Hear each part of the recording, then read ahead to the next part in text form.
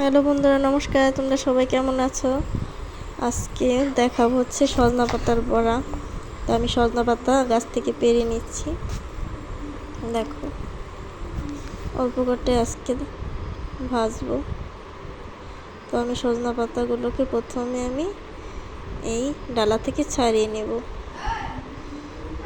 পাতাগুলো কীভাবে বেছে নিতে হবে সবগুলো ভাবে আমি পাতাগুলোকে বেছে নেব। আর সজনা পাতা স্বাস্থ্যের জন্য খুবই উপকারী, খেতেও খুব সুস্বাদু। এখন বাছা হয়ে গেছে, এগুলো আমি পরিষ্কার জলে ধুয়ে নেব। ধোয়া শেষ হয়ে গেছে, এখন দিয়ে দিব বেসন। তোমরা দিতে পারো, আমি ডালের গুঁড়ো দিয়ে দিচ্ছি। এটা হচ্ছে মটর ডালের গুঁড়ো।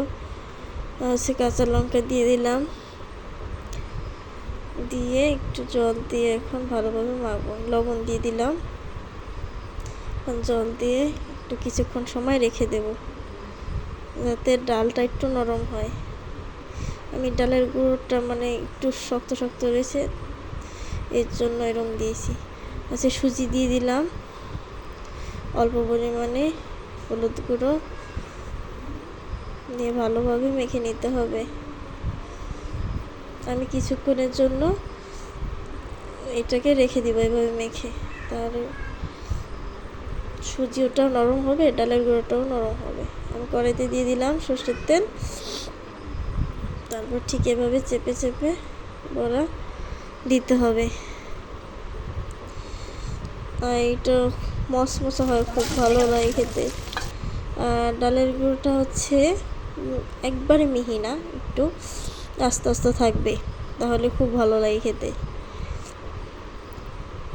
এবার উল্টে দিতে হবে। উল্টে দিয়ে দিচ্ছি আমি সবগুলো। আর বন্ধুরা, তোমরা সবাই বাসায় খেয়ে দেখবে কেমন লাগে, আমাকে জানাবে কমেন্টে কেমন খেয়েছো।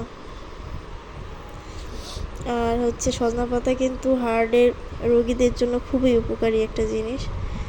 যেভাবে খাও, সজনা পাতা বড়া করে খাওয়া যায়, ভর্তা করে খাওয়া যায়, শাক খাওয়া যায়। আমি একে একে সব তুলে নিচ্ছি। ঠিক এভাবে লাল লাল করে ভাজবে। আর ভিতরটা দেখবে কি সুন্দর সবুজ, উপরে একটু হলুদের জন্য কালার হয়েছে, কিন্তু ভিতরে দেখেছো কি সুন্দর সবুজ।